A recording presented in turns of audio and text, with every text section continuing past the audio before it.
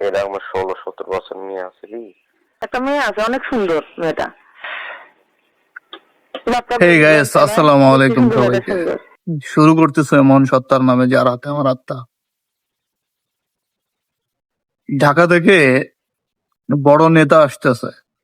নেতার জন্য 15-16 বছর বয়সী একটা, একদম 15-16 বছর বয়সী একটা মেয়ে লাগবে। নেতা আসতেছে ঢাকা থেকে। আচ্ছা, এই নেতাটা কে? বাংলাদেশের মিডিয়া এটারে খুঁজে বের করতে পারতেছে না যে আসলে নেতাটা কে, কোন নেতার জন্য এই 15 বছরের একটা কচি মেয়ে লাগবে, এটা নেতাটা কে?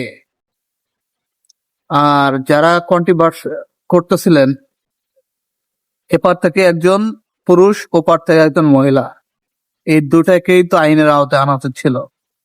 বাংলাদেশ সরকার সেটা করতে পেরেছে? আদৌ কি সেটা করতে পারবে বাংলাদেশ সরকার? আমার তো মনে হয় না। এই সরকারের আসলে মেরুদণ্ড আছে কিনা আমার সেটাই সন্দেহ হয় আর কি। তো এই যে যেমন ধরেন, জায়গাটা কোনটা? একটা ভ্যান চালকের মেয়ে, মানে খুব সহজে এটা করা যাবে, ঠিক আছে? অর্থবিত্ত সমস্যা, টাকা পয়সা নাই, হয়তো খুবই সমস্যার মধ্যে দিয়ে যাচ্ছে দিনকাল তাদের। তা এইটাকে মানে ইজিলি আর কি তাকে ম্যানেজ করা যাবে, যেহেতু সেটা রিক্সা ভ্যান চালকের মেয়ে। এই মেয়েটা, আল্লাহ না করুক এই ক্ষতিটা তার হয়ে গিয়েছে কিনা জানি না, তবে যেটা হয়েছে এই দায়ভার কিন্তু এই সরকারের। কারণ এই সরকার এই অপরাধগুলোকে জাস্টিফাই করে এটাকে বিচারের আওতায় আনতে পারছে না। বিভিন্ন জায়গায় এরকম দেখতেছি ধর্ষণের ঘটনা ঘটছে, খুন হচ্ছে, গুম এখনো শুনি নাই। তবে যে জঙ্গি নাটকের খেলা শুরু হয়েছে তাতে মনে হয় খুব বেশি দেরিও নাই, মনে হয় না যে এটা চালু হইতে। তো আশা করি খুব দ্রুতই এটা চালু হবে, এই যে জঙ্গি নাটক খেলতেছে।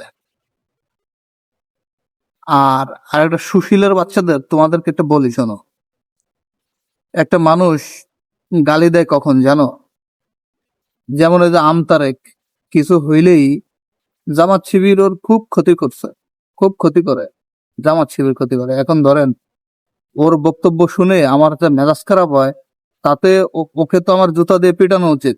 এখন আমি যেহেতু ওকে পিটাইতে পারতেছি না, আমার সেই রাগ, ক্ষোভ, ক্রোধ, আমি সেটাকে আসলে মানে ওইটাকে শেষ করবো কিভাবে? তো ওকে যখন একটা গালি দিচ্ছি, তখন কিন্তু ওই ক্রোধটা আমার ভিতর থেকে একটু হলে হালকা হচ্ছে। তা এইটা হচ্ছে যারা একবারে ক্ষমতা নাই, যারা সাধারণ মানুষ, এইটা হচ্ছে, এই গালিটা হচ্ছে একটা মানুষের রাগ কমানোর প্রতিবাদের ভাষা। তা সুশীল মারানির ছেলেরা, তোমরা আসলে এই যে যা শুরু করছো দেশের মধ্যে, খুবই বাজে কাজ করতেছো, বুঝছো? আর মিডিয়া গুলার তো খায় কোনো কাজ নাই, এসব এসব গাঁজা কর মাজা করে ধইরা নিয়া যায় টকশোতে বসায় যায়।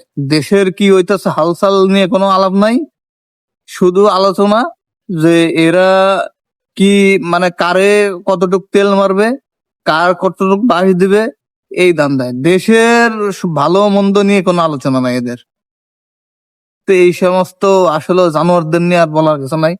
ভালো থাকবেন সবাই, আসসালামু আলাইকুম।